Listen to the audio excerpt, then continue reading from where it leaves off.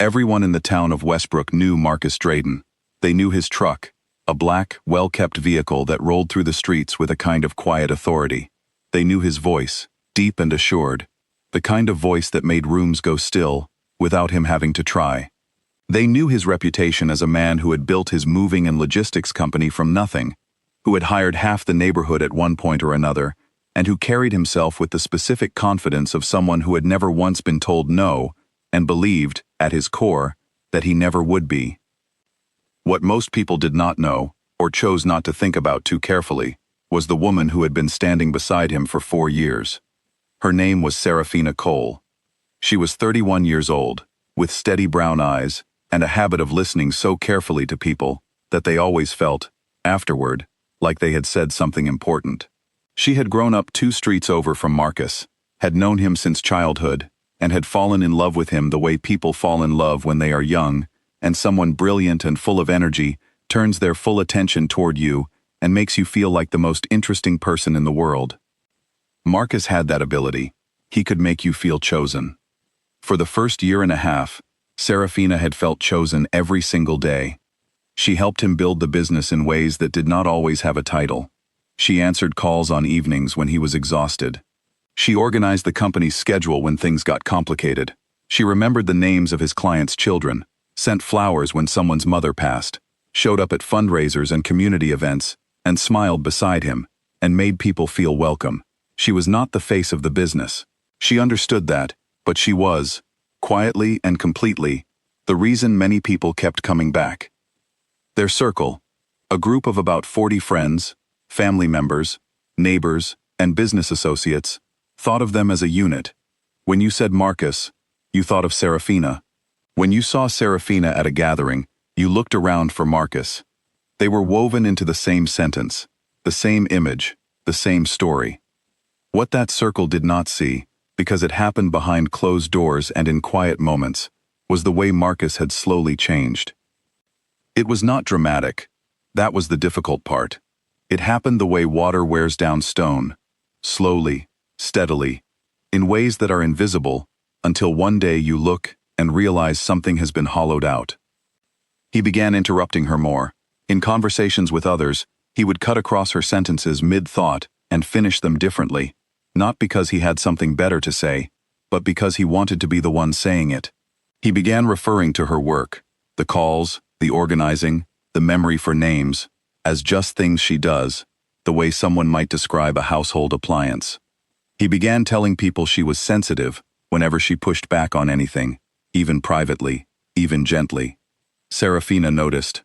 She is not the kind of woman who misses things, but she loved him, and she believed in the person she had first known, and so she kept adjusting, kept softening her edges, kept telling herself that stress did strange things to people, and that he would find his way back to her. She was still telling herself that story in early September, on the evening of the community appreciation dinner that Marcus had organized. It was held at the local hall, a long room with warm yellow lights and round tables, and the smell of good food, and the sound of people who had known each other for years. Serafina had helped plan most of it. The invitations, the food orders, the arrangement of the room. She had done it happily, the way she always did things for the people she cared about. The evening began well. People were laughing. The food was good. Marcus was at his best in those moments, moving from table to table, shaking hands, making toasts, being the bright and generous person she had fallen in love with. Serafina stood beside him and felt, for the first time in months, something close to the warmth of the early years. Then someone at their table, a longtime friend named Roberta, mentioned the dinner and said, warmly and sincerely, that Serafina had done a beautiful job putting it together. It was a simple compliment, the kind that passes between friends a dozen times at an event like that. Marcus laughed. Not a warm laugh, not an inclusive laugh that brought Serafina in, a small, dismissive laugh that pushed her out. Serafina made a few calls, he said. I wouldn't give her too much credit. She tends to think she's more involved than she is. The table went quiet. Roberta's smile stiffened. Someone reached for their glass. Someone else found something interesting to look at on the other side of the room. Serafina felt the words land. She knew, with the clear-eyed certainty of someone who has been quiet for too long, that this was a moment. She took a slow breath and said calmly that she had in fact coordinated the majority of the event, and she was happy to have done it. Marcus turned to look at her then, and something shifted in his face, something that should have been a warning. "Here we go," he said, loud enough for the surrounding tables to hear. "Every time someone says anything, you have to make it about yourself. You always need the recognition. You always need the credit. I'm tired of it, honestly. I'm tired of walking on eggshells trying to make sure you feel appreciated every 5 minutes."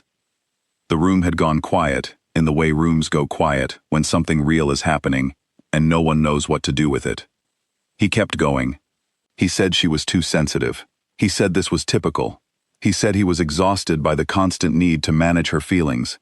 He said it all in the conversational, almost reasonable tone of someone who has prepared these sentences, who has told himself this version of the story enough times that he now fully believes it. Not one person at that table spoke. Serafina sat very still. She felt the heat of 40 pairs of eyes. She felt the particular loneliness of being taken apart in front of people who cared about you but did not know how to help you. She felt something in her chest that was not quite sadness and not quite anger, but was something older and quieter than both, a kind of recognition, as though a part of her had always known this moment was coming and had been bracing for it for a long time. She did not cry. She pushed back her chair. She stood. She said goodnight to Roberta by name. She said thank you to the hosts. She picked up her bag, and she walked across the full length of that quiet room and out the door, and every single person in that room watched her go. What they remembered, later, was not what Marcus had said. What they remembered was her back. Straight and steady, her head up, the quiet, unhurried way she moved through a room that had just tried to make her feel small. Marcus watched her go, and then he picked up his glass, and he said something light-hearted, and he tried to pull the room back to him. The room did not come. In the days that followed, Serafina did not call him. This was new. In every previous argument, every previous wound, she had been the one to reach out, to soften, to find the bridge between them, and walk across it first. She had done it so many times that he had stopped even noticing he was waiting for it. He waited. She did not call.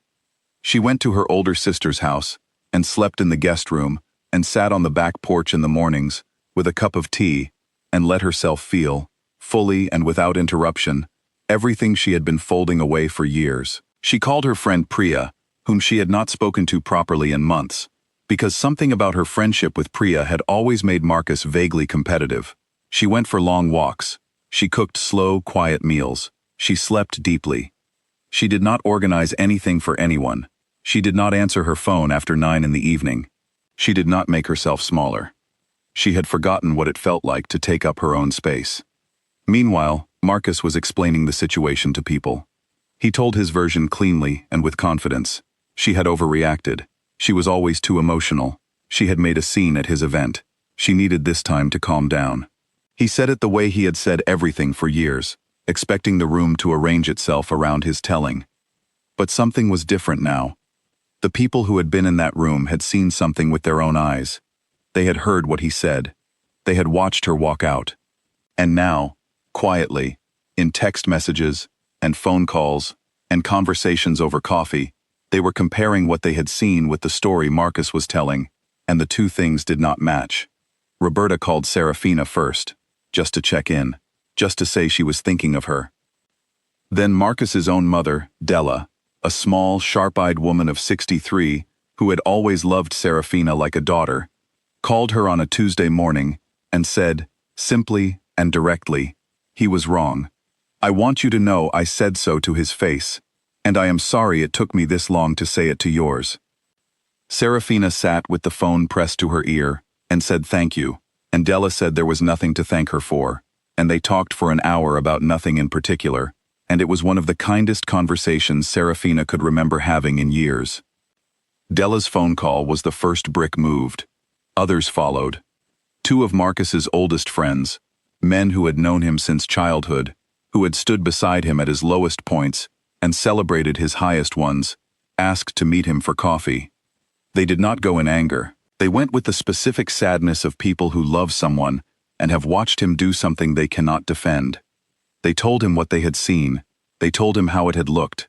They told him that Serafina had spent 4 years loving his community, his people, his mother, and that what he had done in that room was not a mistake. It was a choice. Marcus was furious. He accused them of taking her side. He said they did not understand the full picture. He said they were letting her manipulate them. They listened. They did not argue. They went home. And slowly, the way these things happen when they finally happen, the community rearranged itself. Not dramatically, not in any way that made the evening news or caused a public confrontation. Simply and quietly, and with the particular permanence of something that cannot be unseen.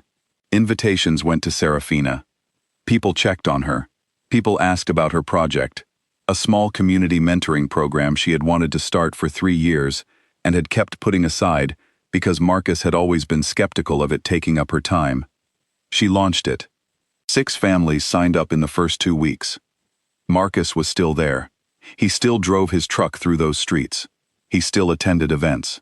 He was not cast out, not condemned, not destroyed. But the rooms did not bend to him anymore. People greeted him politely and moved on. The warmth that had always surrounded him like a kind of invisible crown was simply no longer there. He had used his audience as a weapon, and his audience had quietly decided they did not want to be one. Serafina did not plan any of this. She did not campaign, did not post anything publicly, did not sit across from anyone and ask for their loyalty. She simply became, again, fully herself, and the people who had always loved her felt the difference and moved toward it the way people move toward warmth in a cold room. On a Friday evening in late October, she was sitting in the back of the community hall with a group of 7 young women from the mentoring program, helping them prepare for a presentation they were going to give the following week. The room was a little loud and a little chaotic and very alive. Someone spilled a cup of juice. Someone else laughed so hard she had to sit down. Serafina looked around at all of them and felt something in her chest settle into place, like something that had been leaning for a long time finally finding its balance. She had not won anything. She had not defeated anyone. She had just stopped being afraid of the space she naturally occupied, and that had turned out to be enough, more than enough, to change every room she walked into. Somewhere across town, Marcus Drayden sat in a quiet house and understood, perhaps for the first time, what he had actually had. Not a woman who needed him, a woman who had chosen him. Every single day, in 100 invisible ways, she had chosen him. Until the day she finally, gently, and completely chose herself. And the entire pack, his pack, the people he had gathered and led and called his own, had followed her without looking back.